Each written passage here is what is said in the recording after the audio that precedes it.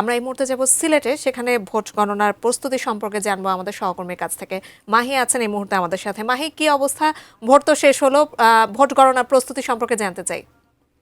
এবার এবং নির্বাচনকে ঘিরে আইন শৃঙ্খলা বাহিনীর যে নিরাপত্তা, সেই নিরাপত্তা কিন্তু বেশ জোরদার ছিল এবং সংঘাত সহিংসতা ছাড়াই কিন্তু ভোটারদের অংশগ্রহণে সিলেটের যে ভোট গ্রহণ, সেই ভোট গ্রহণ অনুষ্ঠিত হয়েছে এবং সকাল থেকেই ভোটারদের যে দীর্ঘ লাইন ছিল সেটি বেলা বাড়ার সঙ্গে সঙ্গে কিছুটা ফাঁকা দেখা গেলেও শেষ মুহূর্তে আসলে ভোটারদের উপস্থিতি ছিল এবং নিশ্চয়ই আপনি দেখতে পাচ্ছেন বাইরে কিন্তু বিভিন্ন প্রার্থী এবং প্রার্থীর ভেতরে ভোট গণনার যে কার্যক্রম, সেই কার্যক্রমটি চলছে। এবং যদি জানতে রাখি, সিলেটে প্রায় আসনে যে দিনভর শান্তিপূর্ণভাবে যে ভোট গ্রহণ অনুষ্ঠিত হয়েছে, সেখানে কিন্তু কোনো রকমের বিশৃঙ্খলা শান্তিপূর্ণভাবে যে ভোট গ্রহণ অনুষ্ঠিত হয়েছে, সেখানে কিন্তু কোনো রকমের বিশৃঙ্খলা সংঘাত সহিংসতা হয়নি এবং 19টি আসনে মোট 105 জন প্রার্থী ছিলেন এবং বিভাগ জুড়েই প্রায় 84,45,000 ভোটার ছিলেন। এবং